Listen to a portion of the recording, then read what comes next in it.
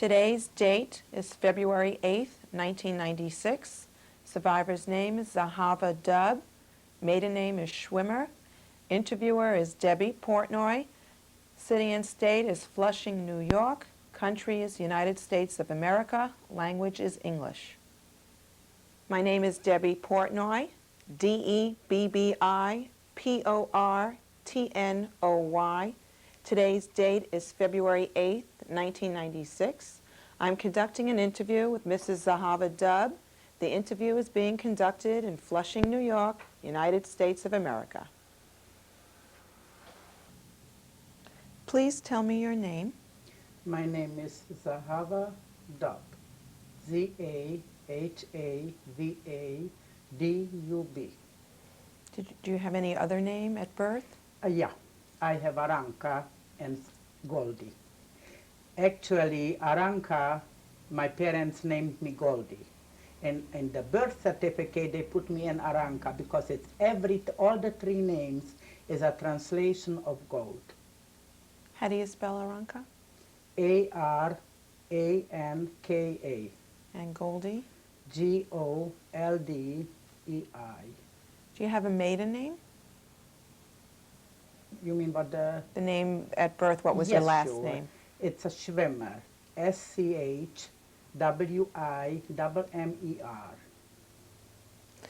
What was your birth date? April the 7th, 1925. And how old are you now? I'll be 71 in April. What was the name of the city or town that you were born in? It was Nizhny Remety. And what country was that? It was Czechoslovakia. Was that a small town or a large town? A very small town. A very, very small town. What was that near? It was near Bereksas. That was the city. And from the other side, it was Iloshva. Also, those are bigger cities. But then there were a few small towns, about 5, 6 small towns in between. Can you describe your town? My town was a very, very little town. We were all together 4 Jewish families. But my grandparents were born in Remet. So my father, may he rest in peace, he was home. And he was very well off financially because they had a lot of farms. And also they had forests, and he was selling wood, and that was a very, very nice thing to do. I mean, a good financial thing, you know, for us. And when I was born, my father got married, and he married from the other Remet, a girl, which is only 3 kilometers. In the other Remet were 6 or 7, I think, Jewish families. So we combined the 2 towns, and it was like one family because we went to shul there, and whatever, everything was in the other town. Well, that was a little bit bigger. And when my parents, my mother was very young when she got married, and by 18 she had already a son. And we were 10 children. My mother was 42 years old when she went in the concentration camp. Getting back to the family, who lived in your household before the war? Before the war, we all lived in my household. My brother and 4 girls, including me, my 3 sisters and me, and then another brother, and then 2 sisters, and another brother, and another sister. And what were your parents' names and the children's names? My parents' names, my father was Shimshon Elia, and my mother was Leah. My brother's name is Ludwig. We called him Leiby in Jewish. My sister Regina, we called her Rivka. My other sister was Pearl. We called her Piri. And then my sister Blanche, We call her Blanca. And then I was. And then my brother Moishe. And my other sisters, one was Chaya and one was Blima. And then my other little brother was Avrum Chaim. And my baby sister was Zlata.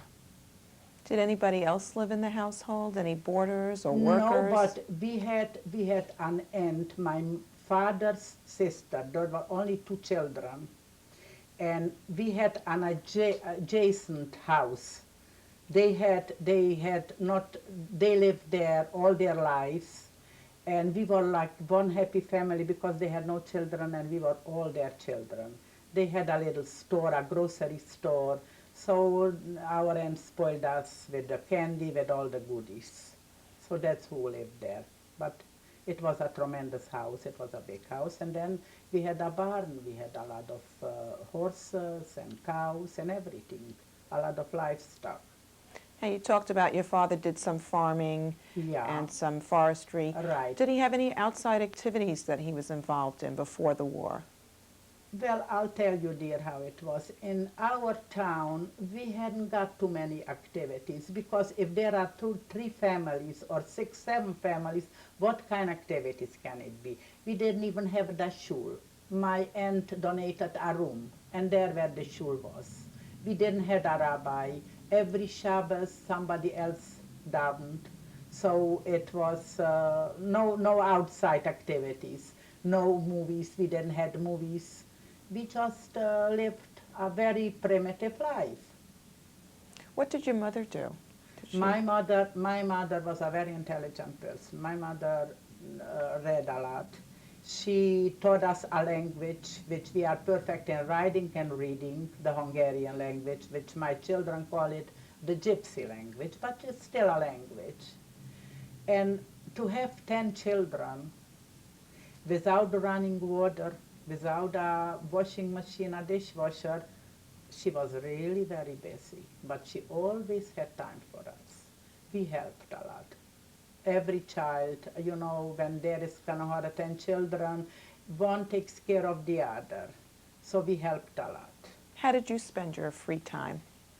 Free time, I didn't have too much free time, honey, because when I finished school, when I came home from school, that there was always something, or I had to peel potatoes, I had to help something for mother, or I wanted to the brass from the doors, the brass knuckles I had to polish because I wanted they should shine, things like that. There wasn't like a dasa or a club for young people. There was nothing like it. And whenever I had a little bit more time, I took a bicycle and I went over to the next little town where my cousins were. And we spent together, like, you know, we were the same age, so we went sometimes spend time together. Did you And- play any games? Oh yeah, we played games. We played games. Whatever we had, we didn't have the sophisticated games what they have today, but whatever it was that time, then we played games. Sure, it was sukkahs, we played with nuts. What was that called? What was that called? Nissen thing. Mm-hmm. Nissen toys. That's all. And then for Purim, we observed every Yom Tov, and it was the most beautiful. Each and every holiday was very, very nice, exceptionally nice. Tell me about that a little. First of all, we never were alone.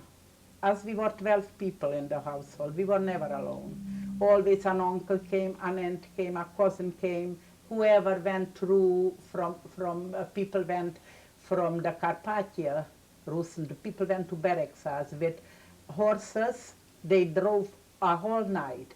Each and everyone, whoever went to Bereksas, they all stopped in our house and they asked for talos and tvilm.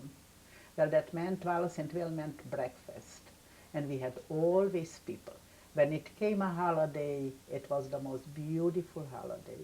It was any holiday, we had a family. We made Malav the Malkus. Winter nights, we were always, every Shabbos night we were together. And it was just a beautiful feeling to be a family person, which here we don't have, and we don't, I don't know if the people don't want to have, or if they just don't care. Maybe we weren't so busy there like here, although everybody had to make a living. Can you describe your religious background? Well, we were very orthodox. My father, may he rest in peace, he wasn't a fanatic. He didn't wear a bekice with a strammel, but he wore a black hat and a suit, and his beard was cut, always trimmed nice. And my mother wore a sheitel, and Shabbos was by us a real Shabbos. See, we observed the Shabbos 100%. There was no Shabbos clocks. There was none of those things to put a black or this or that. Everything, we had somebody who came in the morning, Shabbos in the morning, and lit us fire and put us the food on the stove. And that's how it was, very primitive but very nice. You had a non-Jewish neighbor that would come in? We had a lot of non-Jewish neighbors, and we were very friendly with them. They were very nice to us because they made a living out of us. So we had a Jewish lady who came to do us laundry, because the laundry was a big problem. We had no hot water. We had to heat the water, and no washing machine, so it was a big problem for such a big family. And then we had a Shabbos lady who came in, and then we had a young girl who came, and she said even brocha with us in the morning. She spoke Yiddish just like us. And it was a very, very nice life, a very nice life. So the local neighbors never really bothered you before the war? No, not before the war, no. They were very nice to us, and we went along with them, and they went along with us. What about your schooling? Tell me about what type of school you went to. Well, there was in the Vishny Remeti, which is 3 kilometers, there was a public school, and we learned Czech in the school. And in the same school was also the high school. And so I went there to school. So it was 3 kilometers to get there and 3 kilometers to come back. So I was busy. And there was always a little homework to do. And I used to get and see my grandmother there in the Vishny Remeti she lived, and my aunts. So by the time I got home, it was already nearly evening. And that's how I spent my time.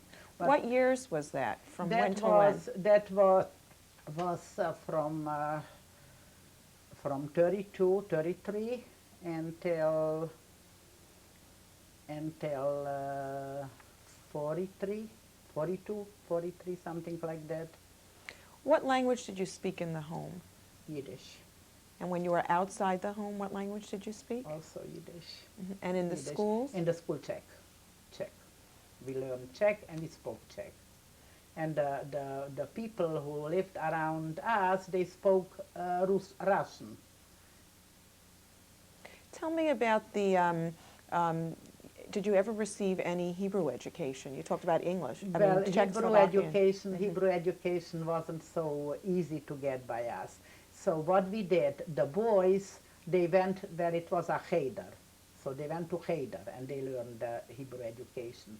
And for us, my parents took in a rabbi who came 3 times a week, and he taught us Ivra. That's about it. That's what we had in Hebrew education. But we knew how to say Ivra, and we went to shul. And when it came Friday night or Shabbos, we knew all the zmiras, and we knew all the brochas. You know, by us there wasn't such a thing that to get up and brush your teeth and wash your face and go eat. We had to daven first and modiani. It was a completely different life, very, very different. Did you ever experience any anti-Semitism in the school? No, no. Do you know of any of your brothers or sisters that experienced anything? Well, my brother and one of my sisters, they went to Berexas to college. There it was a different story. There it was already a mixture, Jewish and Hungarian and Czech and Russian, all kind of people. And then there was already a little anti-Semitism. What was the anti-Semitism? Because the Jewish kids, they were all very smart. And that's all what it was, nothing else. They didn't have a reason to be anti-Semitic, anti-Semites, but because the Jewish boys or the Jewish girls were much smarter than them. Tell me what happened and how did things start changing when Hitler came into power? Well, first in 38, the Hungarian came. And when the Hungarian came, it started completely go down the drain. They started to take away from the Jews the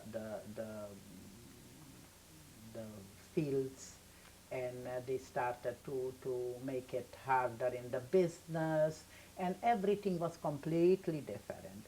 But we still, we still got along with them, whatever. They didn't took from us away nothing yet, but they were already, we felt the anti-Semitism. Then we felt it already. Until when the Germans came in, that those were actually the Hungarians who helped them. The Hungarians rounded us up. The Hungarians took us to the ghetto. Then we felt it, and that was since 38. That was a long time. That was a long time. That was nearly 6 years. Now, when the Hungarians came in, did they in any way take anything from your parents? Well, not right away. When did that start? About 2 years later, they started little by little take away, and little by little give us less and less freedom. In what way? In a lot of ways. First of all, we couldn't travel, and we had a lot of problems. They started like to tell us your time is up, but they didn't say it exactly. But they tried to teach us that the time is up, and we were very frightened, and we knew that something is coming, and year by year, that's what it happened. Now, did your family make any plans to try to leave the country between 38 and 40? No, darling, because they didn't have a passport. We didn't have passports. By us, nobody had a passport, and there was no place where to go. And if one will go, then we want to go, all of us. There wasn't that, okay, I'll go and you stay, all of us or none of us. And that's why we came to the concentration camp, all of us. So nobody made any plans to leave at No. any point in time. No. So in 1940, what happened then?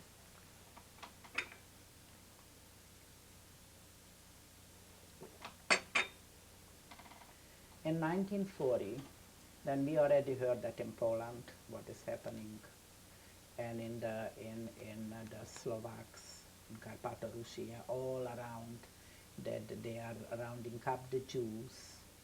And we were sitting idle. We didn't do nothing. We were just sitting idle and waiting that they should come and get us. How did you know that information? Who told you that? Well, I was 15, 16 years old, so we saw what's going on, and we talked about it in the house, in the home. My father and my mother, we talked about it. Do you remember some of the conversations that were said? No, there was no conversations, because we knew that we are going to a place where it's going to be good for us. That's how we knew, but nothing else. We didn't know what and how, and so that's how it went. It went very, very, how shall I explain it? We were in fear, but we never thought that something like this can happen. Did you hear about any camps? We just knew about the Polish ghettos, And what information did you hear about that? that they round up the Jews and they torture them and they kill them, things like that. But Poland wasn't in our neighborhood. That was a little bit further. Mm-hmm. So we were too naive to think that next it will happen to us. What happened after the Hungarians came into the power and things started going down? What happened then, and what year was that? Well, that was in 42, 43. Already it went down the hill. They started to take away from us the business, and they started to like doing us a lot of problems, giving us problems. Can you describe in more detail some of the problems? Well, you see, we had a very, very beautiful rooms and everything. So they said that they wanted we have to give them 2 rooms, And my parents were very frightened because we had big girls and things like that, but we had to do it. And who did you give the rooms To the Hungarians. And who came to live by you? The Hungarian, the ones, the big shots. Do you know their names or their titles? No, I don't. Did they sort of run operations out of your home? Yeah, Is that what they were doing? they run operations, sure. They run operations because a little bit further was till they went. They didn't go all the way. They just went a little bit further. And in every little town, there was a few of them who tried to give a lot of problems for the Jewish people. So, and then in 44, after Pesach, right, the next day after Pesach. Were you ever put into a ghetto? Yeah. Can you tell me about that? Yeah, we were put in the ghetto a day after Pesach. The ghetto was not far from us. It was in Berexas. It was about 16 kilometers. We were put into to trucks, and they told us that we can take anything we want, and whatever we leave, we are going to find it. But we knew already that we are not going to find it, we are not going to come back. So, How did you know that? oh, because you heard from my parents read papers, and my mother had in Belgium a friend, and here and there, and they correspondent, and they knew, we knew. As uneducated we were, we knew that was waiting for us, because we had a lot of common sense. So in right after Pesach, they told us that we are going to Berexas, to the ghetto. Who told you that? The Hungarians. We had nothing to do with the Germans until we then came to Auschwitz. And we went to the ghetto. We were 6 weeks in the ghetto. Can you describe the transport to the ghetto? The transport to the ghetto, they give us the cars, the open cars, the trucks, open trucks. And they put us on the trucks and they brought us there. And there it was like a brick factory, the ghetto. So it was tremendous, it was very big, and they took from all around us, they took all the people, all the Jews there. And we stayed there for 6 weeks. And when you first arrived, what did they tell you? They told us that they are going to take us to a nicer place from here.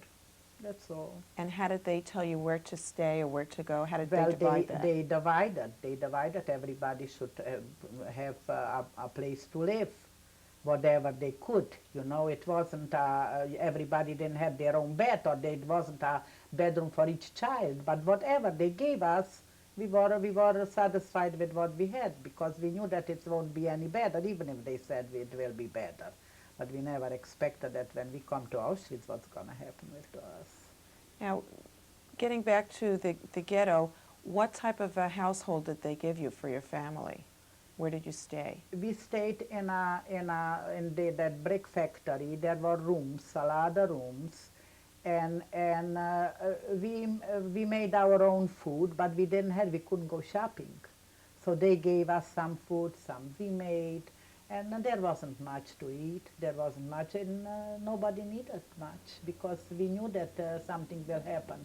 And when we left from home, we gave a lot of linen and jewelry and all kind of nice things we gave to our wonderful neighbors, to our very dear friends, which were so good to us. How did they react to your leaving? Nothing. They didn't. When we came home, then we found out what good friends they were. Did they give anybody over? No, because everybody left. You see, whoever stayed, not in our town, but in other towns, they went to the forests, and they try to stay there until everything goes over. They found them all over, and they deported them. They all brought back. So who even tried didn't succeed. Do you remember any of the neighbors saying anything to you as you're being transported out? No, nothing. They didn't say that they are glad that we are going, or they didn't say that they are sorry that we are going. So once you get to the ghetto, what's the approximate date on that? The ghetto is about in the beginning of May, I would say, or middle of May, because usually in the beginning of April was Pesach, so middle of May, middle of May. And the year? And the year was 44. Okay. Now, you talked about there wasn't that much food. How did you get food? What was the system for getting food? They brought in food. They brought in all kind of food. Whatever. The farmers brought in food, and from here they brought, from there they brought food. But it wasn't like home, you know. There were no meals, whatever. Fruit or vegetables or whatever, or bread, whatever. And how was the rations distributed? In the there in the ghetto, the rations were distributed normally. The way as many people there were, that's how they gave to eat, you know. They didn't give for one person so much and for the other person little. They gave for everybody the same amount. And who was in charge of the ghetto? Which The Hungarians. The Hungarians were in charge, right? The Was there a Hungarians. wall around the ghetto or some kind of enclosed? Yes, that was an enclosure. Can you around the describe ghetto. that? It was just a fence, a high fence, all around a high fence. And there were all over, there were the Hungarian with the feathers. They had on the heads the feathers. We call them feathermen. And they were guarding the place. And did anybody try to escape? No, nobody tried to escape, no. Were there any type of organizations, Jewish organizations, that got set up to take care of what was going on?